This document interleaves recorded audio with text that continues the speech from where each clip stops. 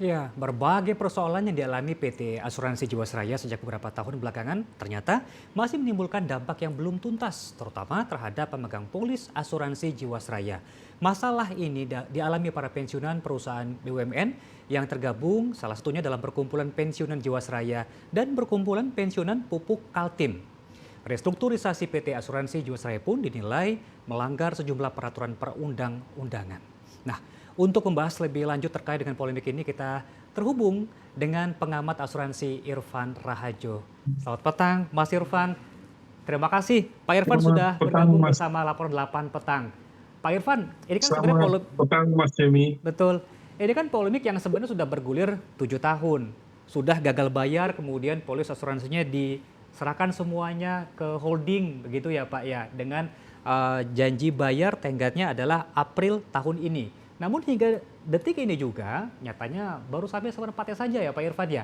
Kalau menurut Pak Irfan Ya, sebagai pengamat asuransi, kendalanya apa nih Pak? Masih juga belum dibayarkan?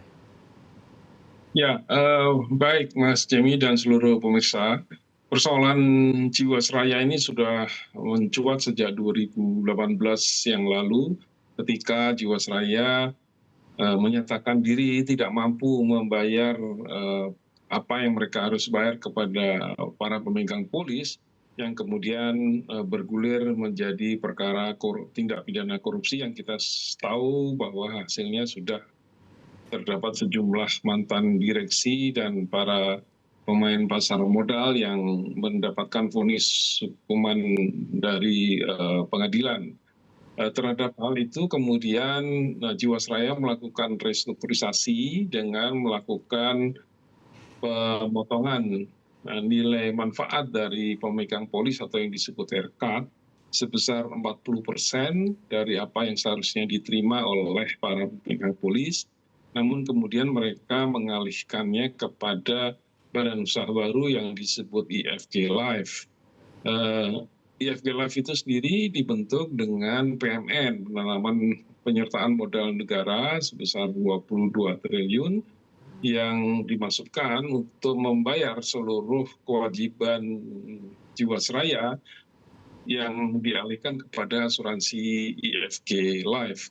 Termasuk dalam hal ini adalah para pensiunan Jiwasraya yang polisnya dialihkan ke IFG Life. Namun nampaknya seperti mencuat beberapa hari terakhir ini, nasabah yang merupakan pensiunan Jiwasraya juga belum menerima apa yang menjadi haknya sekalipun mereka sudah Betul.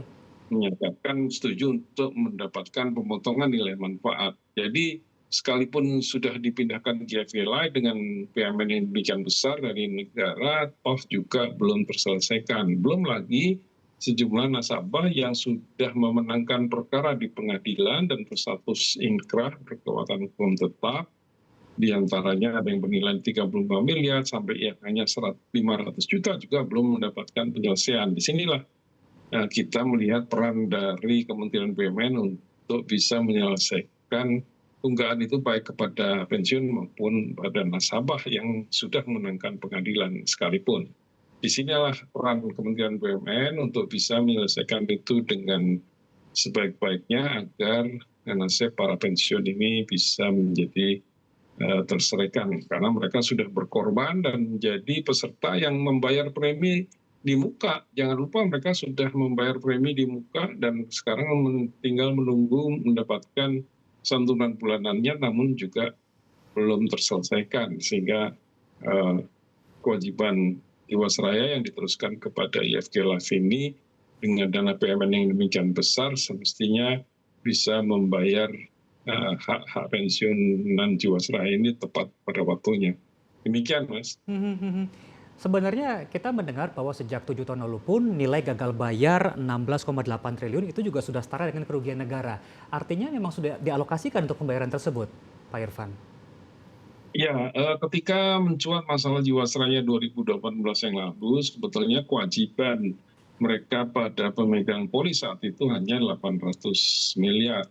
Namun kemudian terungkap bahwa RBC atau solvabilitas mereka sudah sangat jauh di bawah nilai minimal yang ditentukan oleh JK 120% hingga minus 400% lebih, sehingga kemudian menyeret sejumlah tingginya kepada kasus tindak pidana korupsi yang kita tahu kerugiannya kala itu sebesar 16,8 triliun. Namun itu bisa ditutupi dengan penyitaan aset-aset para pemain pasar modal itu, dan juga penyitaan aset-aset dari para terpidana korupsi tadi, sehingga seharusnya jumlah kerugian itu sudah bisa ditutupi dengan penyitaan kekayaan-kekayaan para pemain pasar modal yang terpidana tadi, sehingga semestinya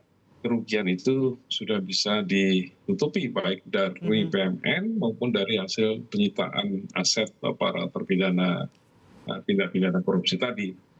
Kalau kita tarik mundur Pak Irfan, kan disebut bahwa ini minusnya banyak sekali, minus 400% begitu. Jadi sebenarnya kalau kita tarik mundur, apakah memang skema investasinya yang dari awal sudah berisiko tinggi, atau ya karena dalam perjalanannya itu ada kesalahan manajemen?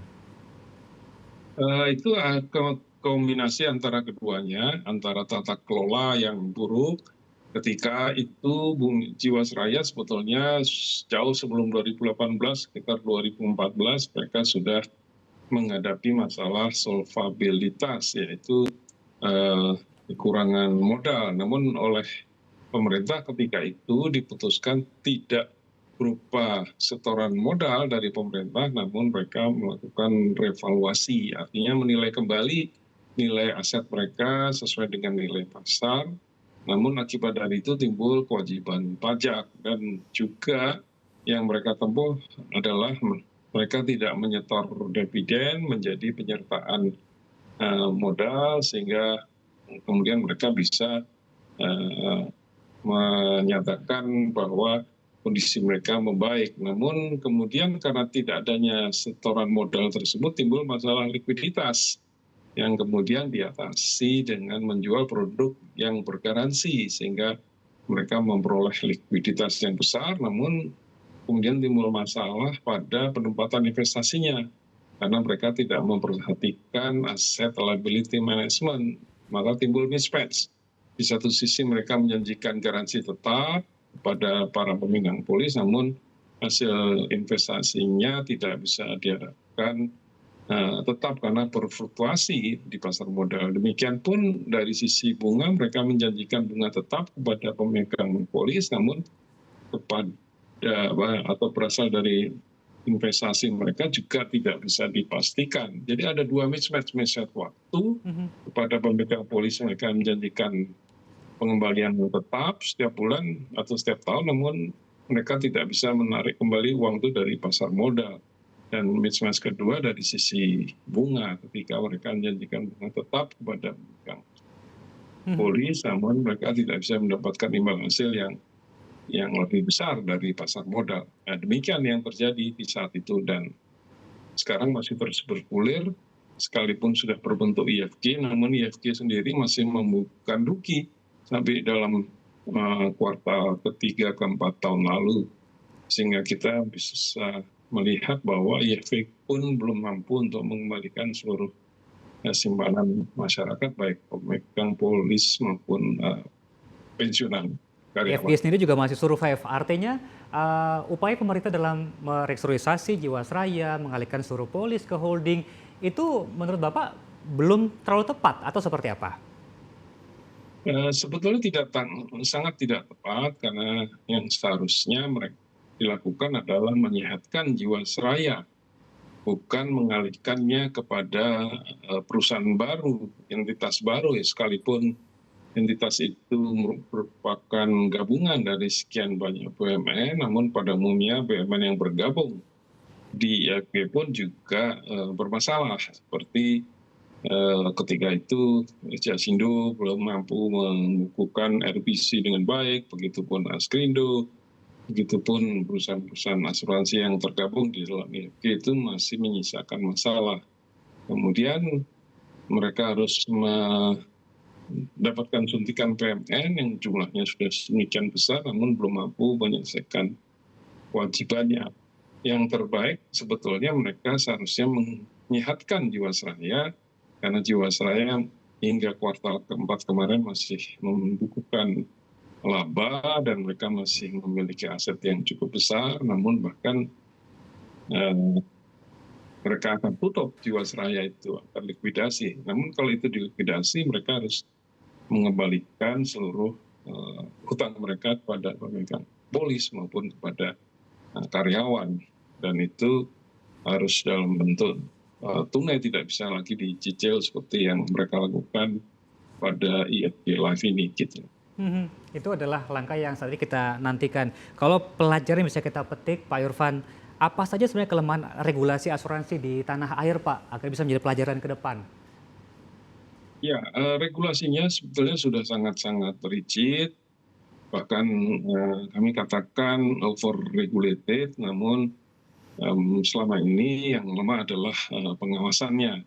Jadi regulasi yang demikian ketat di satu sisi, namun pengawasannya lemah di lain pihak. Bagaimana Jiwasraya yang menjanjikan produk bergaransi itu sebetulnya tidak dibenarkan oleh peraturan perasuransian yang ada, namun mereka menjanjikan produk bergaransi itu berlangsung bertahun-tahun, bahkan mereka menyebutnya saving plan, bukan lagi asuransi. Itu yang kemudian menimbulkan kesan bahwa pengawasan sangat lemah, termasuk bahwa kalau produk-produk itu dianggap membahayakan kesehatan keuangan seperti terjadi di Jiwasraya, menurut ketentuan bahwa produk itu harus dihentikan.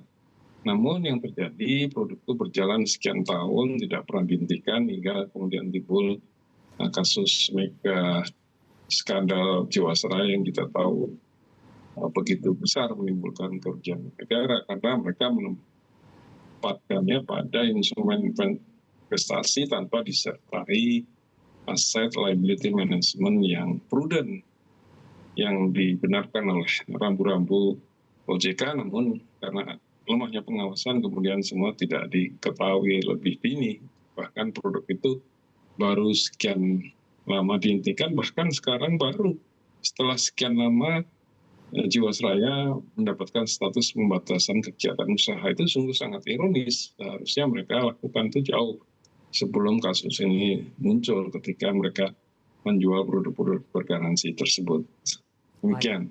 Kita harapkan semoga upaya pemerintah, kemudian holding dari asuransi ini dapat segera membayarkan ya segala kewajiban para nasabah gitu. Karena saat ini pun uang yang kemudian menanggung, kemudian hasil rekonstruksi ini juga membutuhkan trust masyarakat secara luas. Terima kasih Pak Irfan atas waktunya. Terima kasih sekali lagi. Baik, selamat petang. Terima kasih Mas Jamie dan Sama-sama seluruh Pak pemirsa. Irfan, sehat selalu.